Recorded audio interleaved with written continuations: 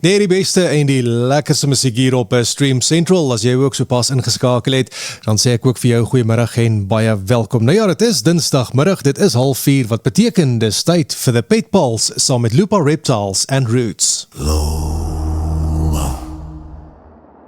heartbeat rising.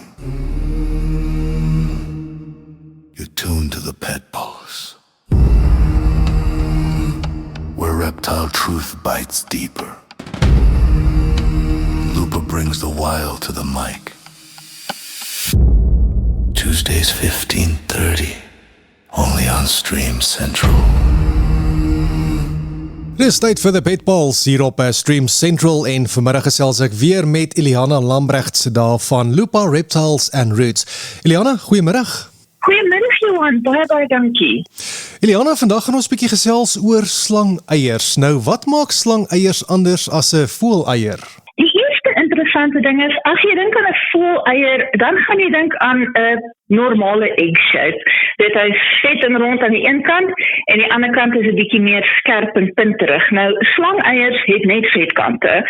So dit lyk al soos 'n oversized kapsule, wil ek amper sê. So dis 'n relatief lang ding met twee vetstolpunte, so dis 'n redelike kapsule-looking ding. Almal lyk nou nie altyd presies dieselfde nie. Party is 'n bietjie langer en maarder en party is 'n bietjie ronder en vetter, afhangend van die spesies, maar jy gaan nooit daai perfekte egg shape kry nie. En interessant ook, soos wat slangeiers incubate, dan puffel dit 'n bietjie op en partykeer verander die shape dan ook 'n bietjie en natuurlik nou 'n voeltjie eier bly presies dieselfde lyk. Dan natuurlik, as dit kom by die tekstuur. Voeltjie eiers het 'n harderige tipe tekstuur natuurlik, waar slangeiers het 'n meer amper 'n leathery tipe feel. Hulle is sagterig. 'n Goeie manier om dit te verduidelik is, as jy 'n voëleiertjie stikkend druk, dan gaan hy kraak. Maar as jy 'n slangeier stikkend druk, gaan hy either skeer of hy gaan oopbars. En 'n ander snaakse ding ook van slangeiers, kyk, as voëleiers lê, dan is dit net 'n klomp los eiertjies wat daar rond lê. Maar as 'n slangeiers lê, dan plak daai hele kluster aan mekaar vas. So dis nie klomp los eiers nie, dis een vasgeplakte kluster, sodat hulle nou nie die hele wêreld volrol, nee. Eliana, ons gesels vandag oor slangeiers. Nou, as 'n mens selfs eiers uitbroei in 'n broeikas, is die proses om slangeiers uit te broei dieselfde as byvoorbeeld hoendereiers? Dit verskil nogal redelik van hoendereiers, veral as mens nou gewoond is aan hoendereiers.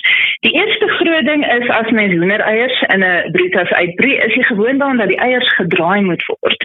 Maar met slangeiers draai jy dit absoluut glad nie. So die dag wat die slang die eiers lê en jy pak dit in jou incubator, in die posisie wat jy hom neersit, is presies soos wat jy hom gaan los. Nou, mense sal sien hier so op sosiale media, as mense 'n foto's plaas van hulle slangeiers, dan is daar gewoonlik 'n merk bo op die eier. Partykeer is dit net 'n streepie, partykeer is dit 'n datum, partykeer is dit sommer 'n blommetjie vir jou gunsteling eier, wat hopelik 'n pragtige babatjie daar binne het. Maar daai merke dien als dieselfde doel, sodat as die eier per ongeluk omrol, dat jy weet watter kant is bo, dat jy hom onmiddellik weer regop kan neersit. So weet, as jy nou die bak vir een of ander rede in jou hand het en jy val oor jou eie voete en die eiers rol om, dan weet jy watter kant is bo, dat jy hulle dadelik weer kan terugskuif sodat die embryo nou nie doodgaan nie. Die ander ding is humiditeit.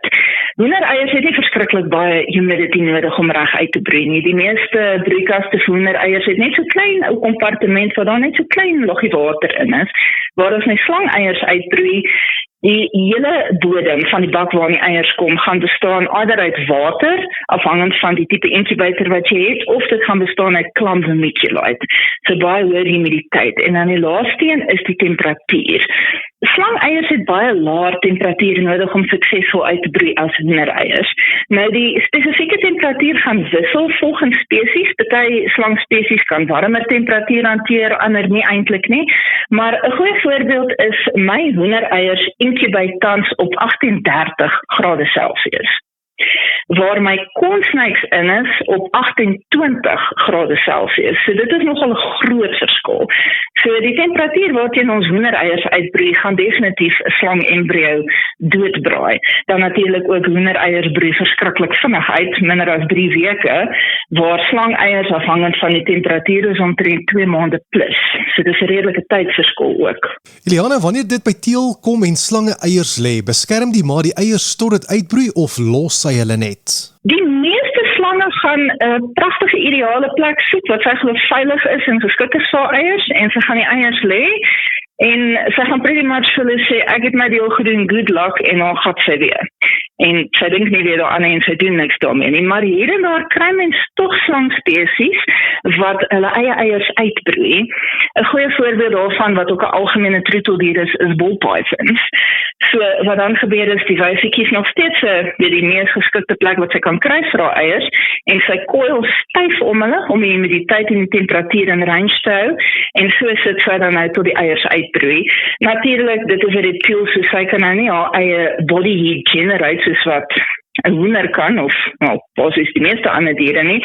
So wanneer nodig sal sy wel uitgaan en sy sal op 'n warm plekkie gaan lê, byvoorbeeld in die son, sodat hulle weer warmer bak en dan sal sy teruggaan en weer om haar eiers krol. Jy is ingeskakel op Stream Central en vandag gesels ek weer eens met Eliana Lambrechts daarvan Lupa Reptiles and Roots en vandag gesels ons oor slangeiers.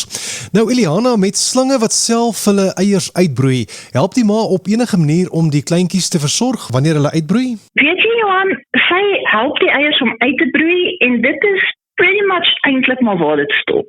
Sy weet sy is in 'n kwesbare posisie en sy weet haar eiers is in 'n kwesbare posisie, so weet as iets nou daar sy ons en soet, dan sal sy defensief reageer en sy sal weer dreigend wees, maar sy het nie nodig om hulle te voer nie, what a bargain.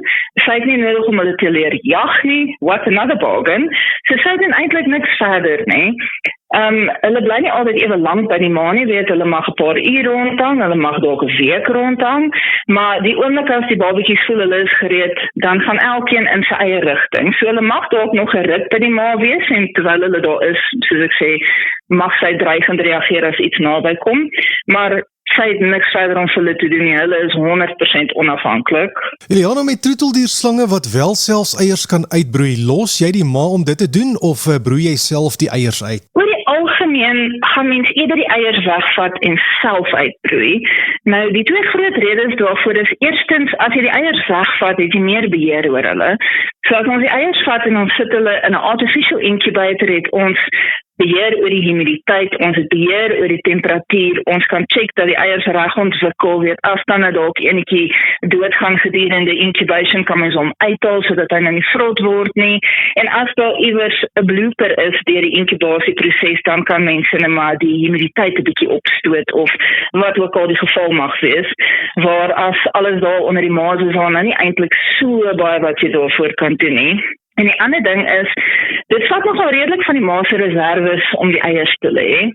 So wanneer sy nou haar eiers gelê, dan gaan sy aansienlik dunner wees as wat sy nou voor die tyd was. En wat mens graag wil hê, is dat die ma so gou as moontlik weer begin eet en kondisie kan opbou, dat sy nou nie te lank te maar bly nie. En as mens hulle toelaat om self die eiers uit te broei, dan gaan dit omtrent nog 2 maande wees wat sy glad nie eet nie, wat sy net die eiers uitbroei.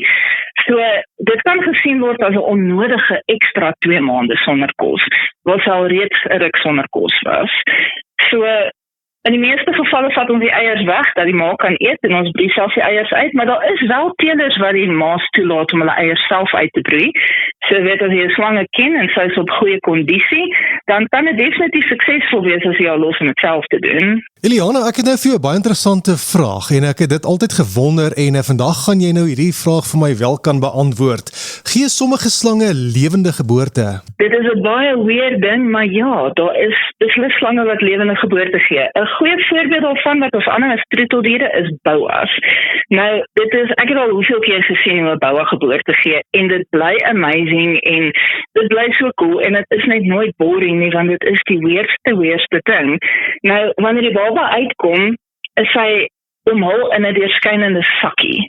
Elke baba het sy eie individuele sakkie en elke baba het daar binne sy eie individuele jeuksak. So in essence as jy daaraan dink, is dit nog steeds asof die baba in 'n eier is. Dis net nie 'n lerige doppie nie, dit is 'n deursigtige vliesie. Nou gewoonlik as die kleintjies gebore word, dan behoort al die jeuk absorbeer te wees. Mens kry soms 'n geval wat 'n baba uitkom met nog 'n bietjie jeuk wat hy moet absorbeer, dat hy nou so 'n klein bietjie agterontwikkeling is met die ander. Gewoonlik is hy jou ook wel absorbeer. Soms as die babatjie uitkom, dan is hy nog omhul in sy sakkie heeltemal toe. Ander kere, terwyl die kleintjie gebore word, skeer die sakkie al klaar. Nou mense vra nogal gereeld, moet ons help om die baba uit die sakkie uit te haal. Weet soos as jy nou terugdink daarso, mense help die kat kraam en die kat kyk vir jou en jy kyk vir die kat en sy weet nie eintlik wat om met die baba te doen nie, dan breek mens nou maar die vliesie oop. Maar met die slange is dit eintlik nie nodig nie. As ons die babas uithaal en die wyf het klaar geboorte gegee en daar is 'n baba wat nog in 'n sakkie is, dan sal ons die sakkie afknyp dat hy oopgaan. Maar onder normale omstandighede, daai babas kom self vir die sakkies uit. As dit 'n gesonde, ordentlike nice baby is, dan gaan hy uitkom. As daar iets gruwelik fout is, dan gaan hy nou nie uit sy sakkie uit kan kom nie, maar dit is nou nie 'n algemene ding nie. En wat ook baie interessant is om te sien, is die ma stimuleer hom om uit die sakkies uit te breek. So terwyl sy geboorte gee, dan sal sy oor die babatjie streel met haar stert. En as hy klaar geboorte gegee het, dan sal sy hulle nudge met haar neus om hulle te stimuleer om te beweeg dat hulle uit die sakkies uitbreek. En party wyfies is nogal ernstig daaroor. Party doen sulke liefdevolle moederlike nudges met die neus en die ander een druk haar kop daar tussen hulle in en swoosh hom sommer heen en weer. Maar die ma motiveer hulle nogal om asseblief tog uit die sakkies uit te kom. So gepraat van geboorte, Eliana, is dit nie vir die ma traumaties as 'n mens haar eiers of haar babas wegvat nie? Weet jy, Johan, ek sou sê dit is 'n baie short-lived stresperiode. Hulle hou definitief nie daarvan nie, want elke instink sê ek is kwesbaar, hierdie babatjies of hierdie eiers is kwesbaar, ek moet dit beskerm. So hulle is nie altyd verskriklik vriendelik wanneer jy na die babas of die eiers wegvat nie. Maar die interessante ding is wanneer jy nou die eiers in die incubator het of jy het nou die babatjies weer uitgehaal en uitgesort en gewas en alles, dan is dit tyd om die ma skoon te kry. Dit is belangriker met slange wat lewende geboorte gee, want dit is 'n bietjie meer morsig as 'n slang wat nou net eiers lê, maar either way, mens vat die ma en jy gee haar 'n lekker bad. Mens kan sommer net so 'n druppeltjie dishwashing liquid vat en jy was die hele slang, lekker lou warm water en jy spoel haar heeltemal af en jy droog haar af en sy skoon en jy sit haar daar so in 'n ander kas of in 'n bin of iets en dan skrob jy haar kas uit. So al die substrate kom uit, alles word gewas, alles word disinfek sodat daai reuk van die geboorte weg is. En dan as haar kas nou mooi vars ingerig is en jy sit haar terug, in die meeste gevalle is hulle amper dadelik weer hulle ou self. Dis asof hulle net nie meer 'n klou het wat gebeur het nie. Dis asof hulle vergeet, daar was enigstens papas of daar was enigstens eiers.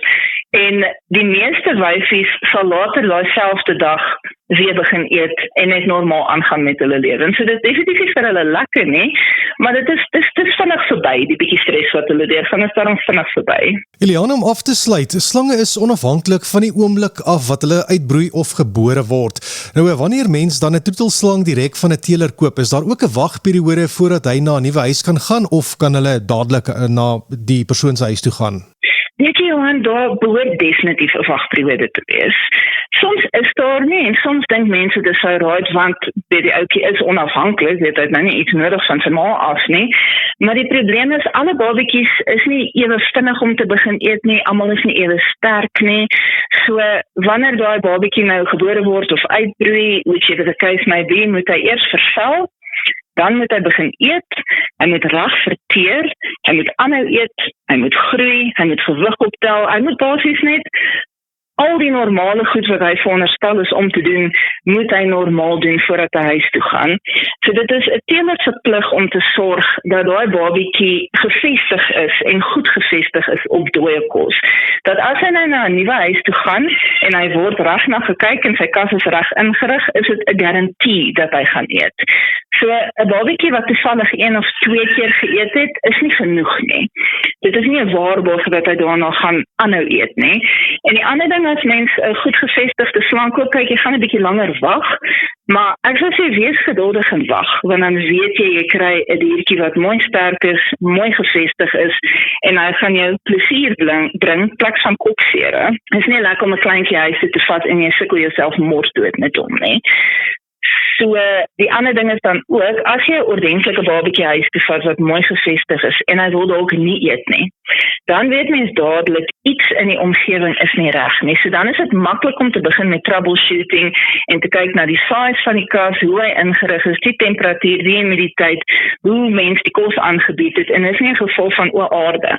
As wanneer hy het fout in die kas, of wil die babatjie net nie eet omdat hy te klein is nie. So 'n wagperiode is definitief nodig, en weet, as 'n teeler jy laat wag vir 'n baba, is dit net omdat hy die beste vir jou wil hê en die beste vir die baba wil hê en almal graag stresvry wil hou. So gesels Iliana Lambrechts daar van Lupa Reptiles and Roots met The Pet Pals elke dinsdagmiddag om 04:30. Iliana, ek sê vir jou baie dankie vir al hierdie inligting. Ek moet sê ek het nou sommer baie geleer van slange en slangeiers vanmiddag hier op The Pet Pals. Johan, dit is baie interessante inligting om te hê, al gaan mense dit dalk nooit gebruik nie, so baie dankie vir die gesels.